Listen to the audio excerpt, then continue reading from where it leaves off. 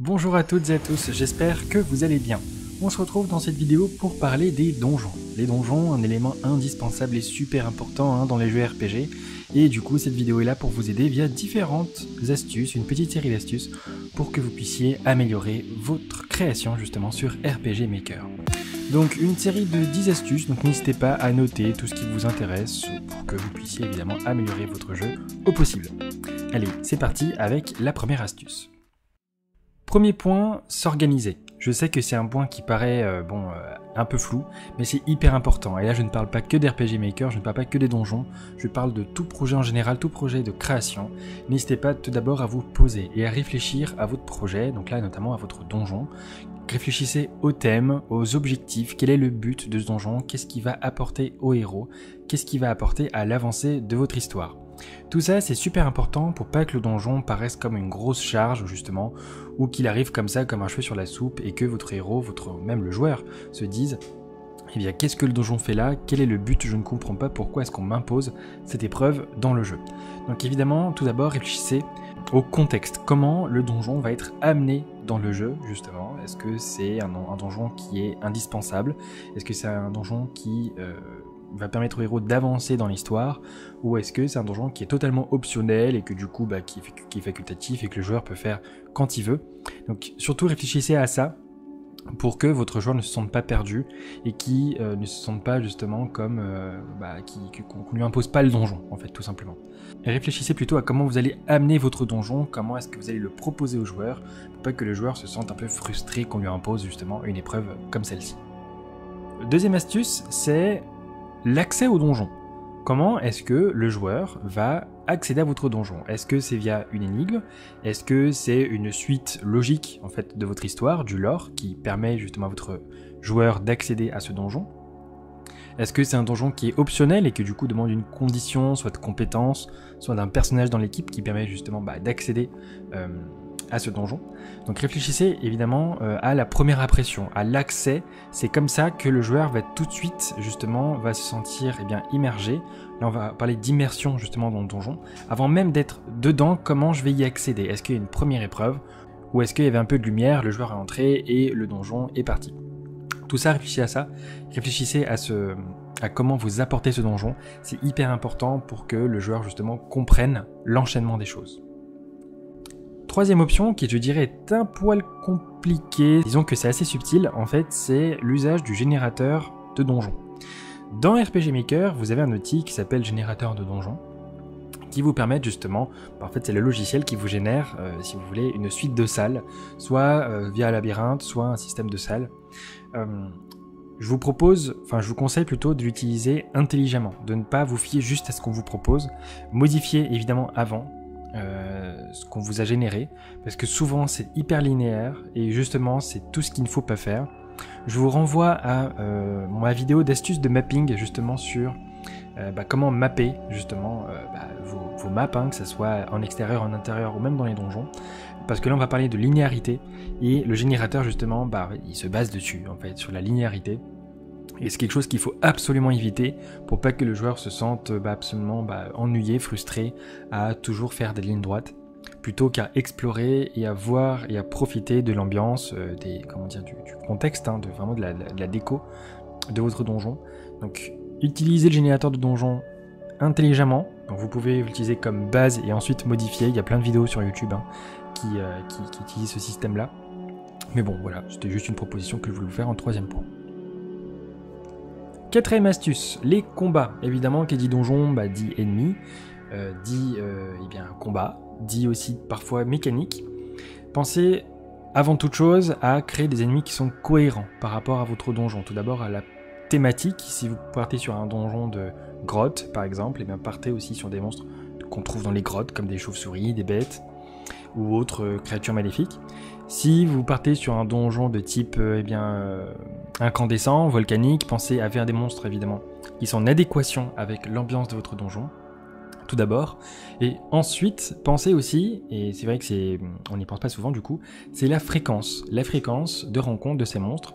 Est-ce qu'on va rencontrer ces monstres, est-ce qu'on va faire des combats beaucoup plus fréquemment qu'à l'extérieur du donjon, ou est-ce qu'au contraire, on va moins rencontrer de monstres, mais est-ce que ceux-ci vont être plus puissants, justement, pour faire une véritable épreuve pour le joueur. Pensez aussi à la mécanique, tout simplement. Là, je viens d'évoquer le donjon qui se passe dans un volcan, par exemple. Eh bien, n'hésitez pas à ce que vos monstres puissent faire évidemment des sorts liés au feu, ou même créer de nouvelles mécaniques, notamment un système de brûlure, par exemple. Là, c'est vraiment une idée de brûlure, du coup, que le joueur va devoir gérer, justement, tout au long de ce donjon. Je parle de brûlure, mais aussi plein d'autres mécaniques, comme par exemple le poison, comme, je sais pas moi, l'endormissement, comme, enfin, vous avez plein de bonnes choses, et justement, vous pouvez voir tous ces mécaniques, en fait, tous ces états, si vous voulez, qu'on inflige aux joueurs, directement dans le logiciel d'RPG Maker, via l'onglet état, tout simplement. 5e point, l'ambiance, le thème. C'est vrai que je l'ai évoqué un peu plus tôt, mais n'hésitez pas à travailler votre donjon, pas juste qu'il soit beau, pas juste que les monstres soient cohérents avec l'univers, mais travailler aussi l'ambiance. Avec l'ambiance, je pense évidemment à l'aspect visuel de votre donjon. Il faut que les choses soient cohérentes. Si c'est dans une forêt, pensez à mettre des arbres, des fleurs, des souches, des rochers, des plantes un peu partout. Pensez aussi à la couleur de votre écran, c'est hyper important, mais aussi à la musique et au bruit. Vous avez dans RPG Maker en fait 2 systèmes de gestion en fait audio, en tout cas d'ajout audio pour votre jeu. Vous avez d'une part la bande audio, la musique en fait de votre donjon, et vous avez aussi une ambiance sonore. Donc n'hésitez pas à l'utiliser. Vous avez dans l'ambiance sonore, je sais pas, l'ambiance qui fait le vent, qui fait les bruits de gouttes qui tombent dans une caverne, etc. N'hésitez pas à en abuser justement pour que votre joueur se sente immergé. Encore une fois, l'immersion est hyper importante dans un donjon pour que le joueur s'y sente, qu'il se sente imprégné vraiment de l'ambiance et qu'il se dise ah ouais, en fait le donjon est hyper cool. L'ambiance a été hyper travaillée et c'est hyper satisfaisant pour le joueur justement de pouvoir jouer à ce type de donjon. Donc vraiment travaillez votre ambiance, le thème de votre donjon, il faut vraiment que tout soit cohérent. Donc là vraiment on parle de cohérence. 6e point, c'est un point que j'ai évoqué dans une autre vidéo, c'est tout simplement le fait d'incorporer des énigmes dans votre donjon. Parce qu'évidemment, un donjon, on y retrouve des monstres, mais on y trouve aussi souvent des énigmes. N'hésitez pas à faire réfléchir le joueur via un système d'énigmes. J'ai fait une vidéo sur cela, je vous invite à la voir justement, où je propose différents types d'énigmes que vous pouvez incorporer dans vos donjons. Faites réfléchir le joueur, n'hésitez pas à lui faire quelques petits allers-retours sans non plus faire un marathon dans le jeu, pour qu'il puisse d'abord comprendre ce qu'on lui propose, qu'il puisse ensuite réfléchir et trouver une solution. Est-ce que ce sont des monstres qu'il faut tuer pour récupérer un objet? Est-ce que c'est un mini-boss qu'il faut pareil buter pour récupérer une clé, pour ouvrir une porte par exemple, etc. Tout ça pareil, faites réfléchir le joueur, je trouve ça vachement sympa, c'est beaucoup la licence Zelda, de Legend of Zelda qui a incorporé ce type de donjon. Final Fantasy aussi on y trouve beaucoup. Donc n'hésitez pas vraiment à faire réfléchir le joueur. Je parlais de mécanique un peu plus tôt avec les combats. Peut-être que vous pouvez dans chaque donjon créer une mécanique avec, j'ai une bêtise, c'est une caverne de glace, du coup c'est votre joueur qui glisse, ça c'est pareil. Je l'ai évoqué dans la vidéo, donc n'hésitez pas à la consulter. Le point suivant, qui dit énigme, qui dit monstre, qui dit donjon, dit aussi piège.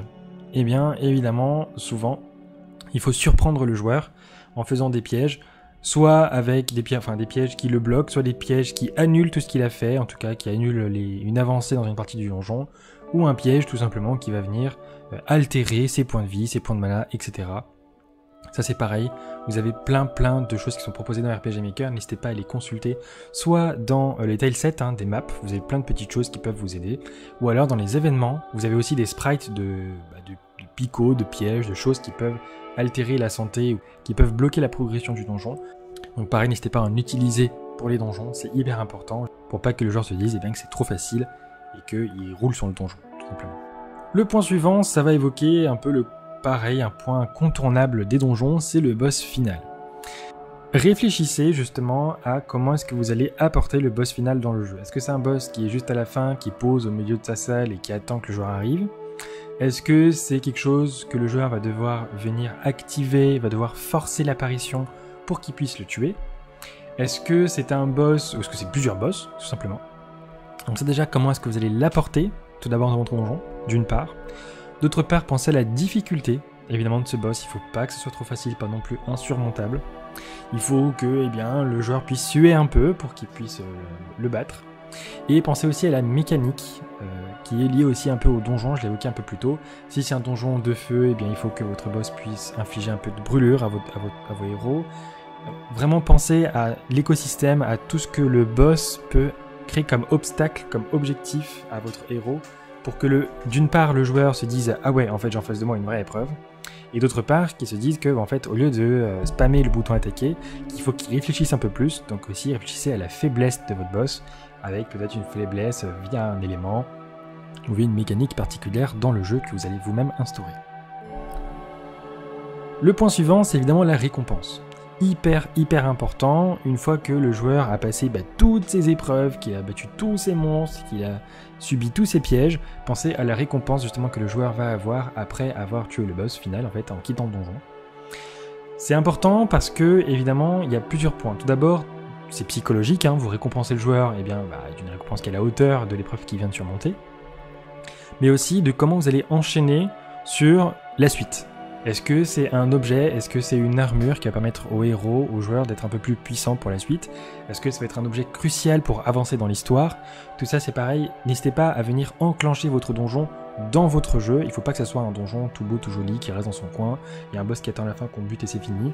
Il faut que le donjon puisse avoir une véritable logique, qui puisse être un élément, en fait, vraiment, parmi les autres éléments de votre jeu, et la récompense en fait partie, parce que c'est cette récompense qui va permettre d'une part de récompenser le joueur, comme je l'ai dit, d'autre part de pouvoir enchaîner sur la suite des choses. Et enfin, dernier point, c'est un point que j'aime beaucoup et que je vois rarement en fait sur internet, et puis même dans les jeux, hein, tout simplement, c'est le fait de faire revenir votre joueur dans le donjon un peu plus tard. C'est quelque chose que j'apprécie beaucoup dans les mécaniques qui sont proposées, en tout cas dans ce sens-là. Typiquement, peut-être que vous avez déjà vécu vous-même dans un jeu que vous avez joué récemment ou il y a un moment, c'est que quand vous faites un donjon, eh bien, il y a une partie qui est inaccessible, que vous ne comprenez pas, au début, vous tuez le crâne, vous n'arrivez pas à accéder à cette zone-là, et à un moment, vous lâchez l'affaire, vous battez le boss de fin, et vous passez à autre chose. Et c'est après, un peu plus tard dans le jeu, que vous vous rendez compte que, eh bien, vous avez découvert, vous avez débloqué un objet ou une compétence qui permettent justement de débloquer plusieurs petites mécaniques dans le jeu, et là vous dites « Ah tiens, c'est vrai que dans ce donjon-là, il y avait cette porte ou cette épreuve, ou en tout cas cet obstacle, qui m'empêchait d'avancer et que l'objet que je viens d'acquérir me permettrait justement de passer outre. » Donc n'hésitez pas pareil à tout simplement à donner une deuxième vie en fait, à votre donjon, soit avec une deuxième partie, avec un deuxième boss peut-être, hein, ou alors juste une récompense supplémentaire pour le joueur qui se serait souvenu évidemment de cette partie qui était bloquée dans le donjon. J'aime beaucoup ce système parce que ça permet d'une part évidemment de faire revenir le joueur dans le donjon, et si vous avez bossé dessus, c'est bien de le faire revenir un peu quand même. Et d'autre part, la longévité évidemment de votre jeu, ça permet de rallonger un tout petit peu plus la durée de vie de votre jeu, et même d'ajouter en fait cet aspect un peu de récompense en fait au joueur qui se dit que en fait c'est vrai et je me suis souvenu. Donc vu que je me suis souvenu et que je peux du coup accéder à cette nouvelle partie du donjon, je vais soit avancer dans mon histoire, soit être récompensé différemment. Donc voilà, ça c'était un point bonus que je voulais vous proposer, c'est la 10e astuce de cette vidéo. N'hésitez pas à faire revenir les joueurs dans votre donjon. Et voilà, cette vidéo était un peu rapide, c'est vrai que je me suis pas trop penché sur les différents points, mais je pense que j'étais assez clair. Pas besoin non plus d'étayer pendant de longues minutes sur les différents éléments. J'espère que cette vidéo vous a plu et qu'elle vous a aidé justement à faire vos jeux, à étoffer un peu vos donjons, à les parfaire. N'hésitez pas à me dire en commentaire ce qui vous a plu, ce qui vous a déplu, si vous avez d'autres idées, évidemment. Dans une autre vidéo, je pense plutôt me pencher sur la mécanique de combat, parce que c'est vrai qu'on ne se penche pas assez sur les combats dans RPG Maker. On pense beaucoup au mapping, on pense beaucoup à l'enchaînement des choses, mais pas assez au combat, qui est en fait un élément essentiel de RPG Maker, donc peut-être qu'il y a une autre vidéo. Si ça vous intéresse, n'hésitez pas encore une fois à me dire en commentaire. Si ça vous a plu encore une fois, n'hésitez pas à vous abonner si vous ne l'êtes pas, ou à lâcher un petit pouce bleu, ça fait toujours plaisir. Et bien écoutez, je vous souhaite une excellente journée, et puis à très bientôt pour une prochaine vidéo. Allez, ciao!